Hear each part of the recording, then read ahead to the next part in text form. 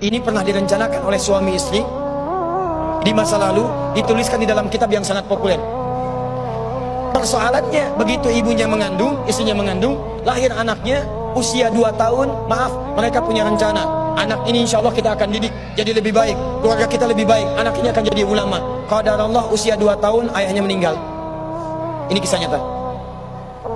Ibunya ingat, saya tetap pertahankan untuk berubah jadi lebih baik, walaupun ayah tidak ada, saya single parent, saya rawat anak ini sebaik-baik.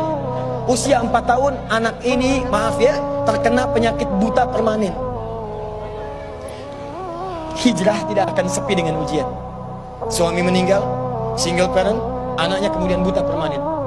Apa yang dilakukan oleh ibunya? Ibunya tetap berpedoman, Allah pasti akan berikan yang terbaik.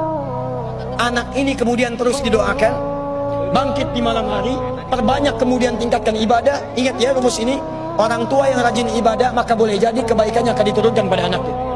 Ibunya yang berdoa, anaknya yang mendapatkan bagiannya. Matanya buta tapi diganti oleh Allah dengan ingatan yang luar biasa. Kalau Anda bacakan satu kalimat, satu baris ini, satu lembar buku dibacakan oleh Anda satu halaman, maka seketika dia akan ingat seketika tanpa diulang, dengan titik, dengan komanya. Anak ini kemudian dibawa ke sekolah Al-Quran, dimasukkan talaki ke syekh di sana. Syekh di situ kemudian membacakan pada saat itu surat Qaf, surah ke-50. Qaf dibacakan sampai akhir ayatnya.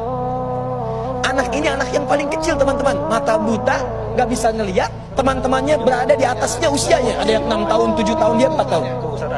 Begitu selesai membacakan, kata syekhnya, lihat kalimatnya, man hafidha ala dhahri qalbi, siapa yang hafal apa yang tadi saya bacakan, hafalan di dalam kepalanya, bukan di luar kepala. Hafal di luar kepala masih belum hafal. Kata syekhnya, hafal di dalam kepalanya. Tiba-tiba saat semuanya diam menyimpan tangannya begini, anak yang buta tadi mengangkat tangannya mengatakan, hafidtu ala dhahri qalbi, saya sudah hafal. Syekhnya penasaran, kata syekhnya, bagaimana? Diambil anaknya ke depan, diminta baca, Masya Allah, bacaannya bukan hanya hafal, makhrajnya, sifat hurufnya, tajwidnya, semua mirip dengan syekhnya. Kata syekhnya, minal an tadrusul hadis, dari sejak sekarang ananda mesti belajar hadis. Pulang ke rumahnya, diantar oleh asisten rumah tangga ibu tadi. Begitu nyampe di rumahnya, wajahnya gembira, mengatakan pada ibunya, ummi, ibu, tadi saya dipuji oleh saya begini, ada kejadian begini, saya seperti ini. Kata anak ini, minal an uridul hadis, ma, sekarang saya pengen belajar hadis. Kata ibunya, ya bunayya iktafi bil Quran, anakku sayang, kamu punya keterbatasan, supaya kamu nggak capek sekarang Quran dulu, baru setelah itu hadis. Kata anaknya, lah, dia percaya pada gurunya, dia percaya pada keyakinannya, dia katakan, ma, saya pengen belajar hadis. Dia tinggalkan ibunya sambil meraba jalan begini ke kamarnya. Perhatikan baik-baik, begitu ibunya melihat, ingat kemudian dengan suaminya, ingat tentang rencana mereka, ingat tentang mereka punya rencana masuk surga bersama-sama. Teman-teman, ibunya langsung masuk ke dalam kamar, dia bentangkan sajadahnya di mihrabnya, dia salat 2 rakaat, dia bermohon kepada Allah. Saat sujud itulah dia tumpahkan segala keinginannya. Perhatikan kalimatnya. Rahasianya ada di Quran surah ke-17 ayat 110 sampai dengan 111, paling kanan sebelah atas. Ya Allah yal basir, yalladzi ala kulli syai'in qadir, a'id basirat tabni. Saya mau akhiri. Ketika tumpah air matanya, dia katakan, ya Allah yang maha melihat, mohon kembalikan penglihatan anak saya. Yal basir, yalladzi ala kulli syai'in qadir, a'id basirat tabni. Begitu mengatakan kalimat itu, capek ketiduran. Kemudian pada saat itulah anaknya sedang mengulang surat Qaf di kamarnya.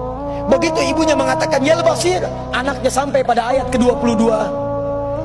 Laqad kunta fi ghaflatin min hadza fakashafna 'anka ghita'aka wa basaruka al-yawma hadid. Ibunya menyebut yal basir, anaknya sampai di ayat wa basaruka al-yawma hadid. Dulu pandanganmu tertutup, sekarang kami akan buka, kamu akan melihat setelah ini dengan setajam-tajamnya. Ayat ini sebetulnya kemuliaan akhirat, tapi diturunkan mendapatkan kemuliaan dunia.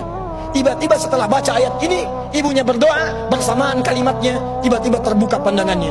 Anak ini bisa melihat kembali. Saking kagetnya dia lompat, dia kejar ibunya. Ummi laqad ra'ait. Ma, saya bisa lihat lagi. Ma, saya bisa lihat lagi. Ibunya kaget kemudian terbangun. Dia peluk anaknya, dia katakan, "Nah, mungkin kamu melihat bukan dengan hatimu. Kamu melihat bukan dengan matamu. Rubbama ra'aita biqalbik, laisa bi'ainik." Mungkin bukan matamu tapi hatimu. Kata anaknya, "Ma, saya melihat dengan mata saya. Ini mama pakai baju ini. Di sekitar kita ada benda-benda ini." Allahu Akbar. Ibunya kemudian yakin anak itu bisa melihat. Dipeluklah anaknya, keduanya kemudian menangis. Dan ibunya sejak saat itu yakin bahwa anak ini punya kemuliaan besar di masa depan. Maka disekolahkanlah kemudian tempat-tempat terbaik, belajar hadis terbaik, diingat segalanya, cepat luar biasa. Anak ini kemudian dikenal dengan luar biasa di masa depan.